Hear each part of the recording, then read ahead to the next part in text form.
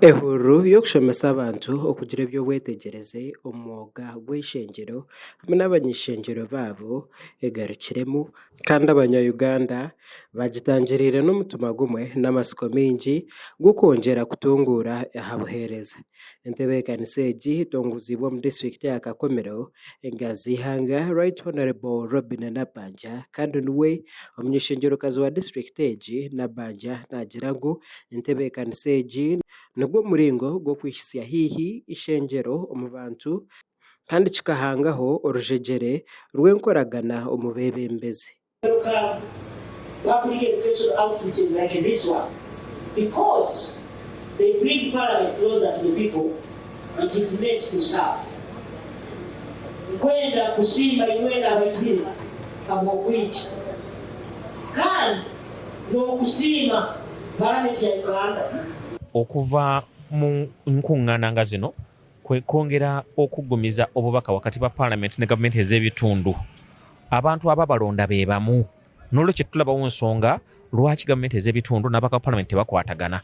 Okurugirira ahari Nabanja abantu nibaija kwongera kwetegereza omugasho gw'ishengyero. More about these roles and the functions of Parliament, as well as what you should expect from your member of Parliament and Parliament in general. Omukushoma kumu ninakunihira ngumujja kwetegereza mwekiyitirize emirimu y'abakurasi ba Parliament kandi na Parliament yona twanyumya twahanura omuntu omukyala kibi ati kubasaba leka tugende okumuwa ekigendeerwa abantu babunyo abantu bakwata kibaala abokuba okutukuba kulungi Kakumiro nakuya hanti bakulu. Nsimbe Kasimu omunywanisa w'Eishengyero hamwe n'abantu ba burijo Principal Public Relations Officer kandi obirakurire abakozi b'Eishengyero omuhururu egi yashomesa abanya-Uganda nagira ngu abantu abamwe tibarikumanya omwooga gw'Eishengyero hamwe n'abajwekyerwa babo. Tusanze mu bantu bano abantu abasinga omulimu gw'omubaka wa Parliament omutuufu babadde tebagumanyi, abamu bagumanyi naye ate ne bongera okumubinika n'emirimu emirala. Omubaka wa Parliament emirimu gye giri ena naye ate bw'akola emirimu emirala n'agula ambulance n'azimba oluzzi n'ajja n'alimisa oluguudo mutuuze wa mu kitundu. Okimanyi omubaka wa Parliament alina baganda be, alina taata we, alina jjajja we, ekkanisa eyo gye yazimba ne baganda be bagenda okugenda.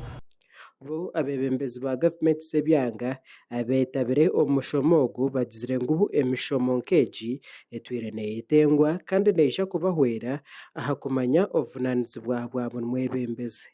Outreach egi itwabaasa kuba nituzamu kandi tukagira byingi ebitwayegamu ebitakuza kutugasira twenka bisu n'okugasira ebicweka byaitu ninga amagomborora giita gitukujwekyera.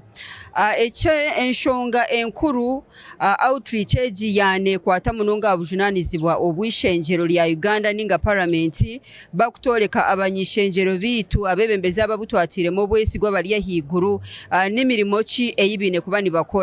Kwegesibwa okwakiro kino okuteekanizibwe Parliament baitu nikusagikibwa Right Honorable Robin Nabanja kubaire kuwembaganiza okubakolesire abeebembezi boona ab'enyamasazi isatu Kagadi, Kibale, Kakumiro n'abagenyi abandi. Hati baitu kino kyayoleka ng'okuteerana kuno n'okuhaibwa amagezi kitukonyeire muno.